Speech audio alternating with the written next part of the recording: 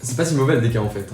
Salut, j'espère que ça va. Je dois avouer que je suis un petit peu stressé à l'idée de faire cette vidéo parce que ça fait longtemps que j'ai pas fait de facecam juste comme ça pour vous parler. Si vous faites encore partie des abonnés de la chaîne Les Tutos du Gamer, qui était le nom de ma chaîne avant Jules Joris, restez parce que du coup ça vous concerne aussi. Pour les nouveaux qui me découvriraient avec cette vidéo, je vais me présenter. Je m'appelle Jules Joris, j'ai 17 ans et j'habite en Suisse. Je suis actuellement étudiant en photographie et je suis dans ma 3e année de formation.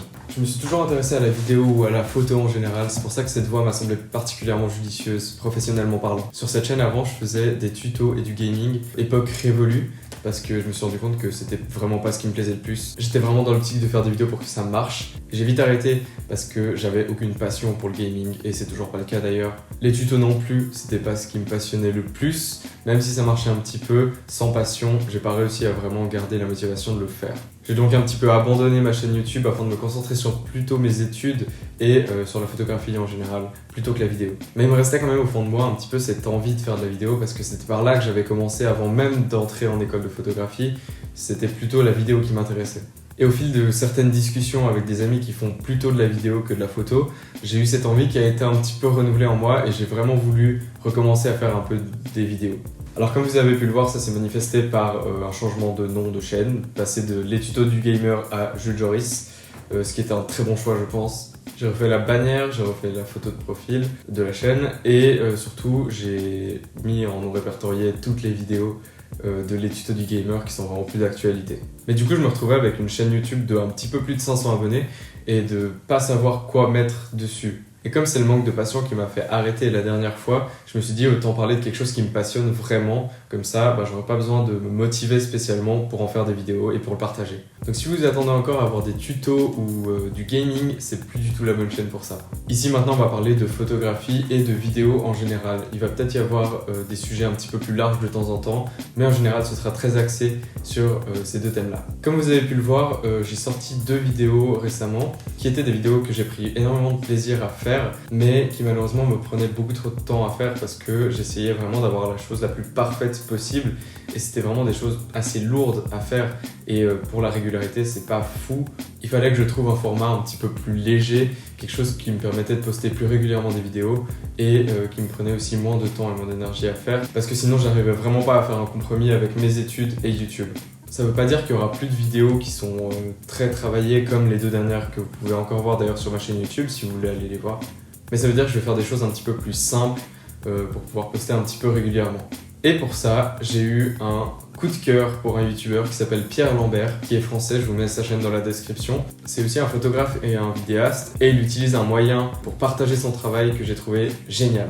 Alors c'est pas le seul à le faire de ce que j'ai compris, il me semble qu'il y a quelques youtubeurs qui le font aussi, mais c'est un concept qui m'a tout de suite parlé de par sa simplicité et son efficacité. Il consiste en 2 étapes.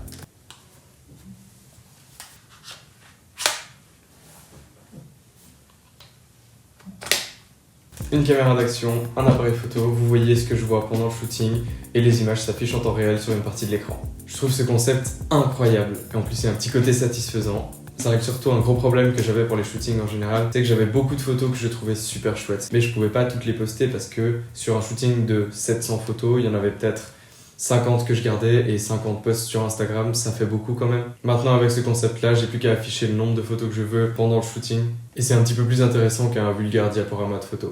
Je vais enlever ça quand même parce que ça sert un peu quand même.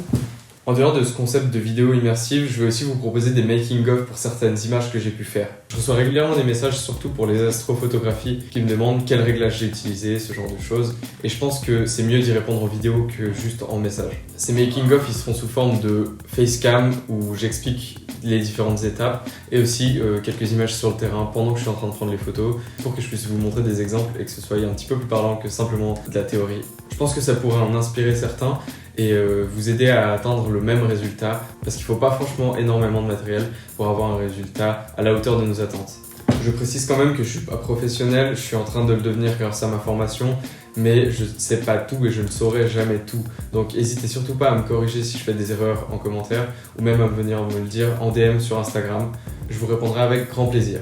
Je vous ai dit aussi que je parlerai un petit peu de vidéo. Je pense que ça va aller dans la case des making-of où je vais expliquer comment j'ai fait peut-être certaines transitions, certains effets de montage ou même des making-of en vue immersive avec la caméra d'action sur le torse pendant des tournages que j'ai. C'est donc avec ces deux concepts principaux que je vais relancer cette chaîne. Si vous avez d'autres idées de vidéos que je pourrais faire, à titre personnel, ça me fait vraiment plaisir de pouvoir relancer cette chaîne YouTube parce que partager son travail, je pense que c'est un des plus beaux aspects de l'art que chacun de nous peut créer. Voilà, je crois que j'ai rien oublié. Vous savez maintenant tout ce qui va se passer ici. N'hésitez pas à vous abonner ou à partager cette chaîne à des gens que ça pourrait intéresser. Et voilà, attendez-vous à pas mal d'activités sur cette chaîne ces prochains temps parce que je suis motivé, je suis chaud, je suis bouillant. Allez, ciao!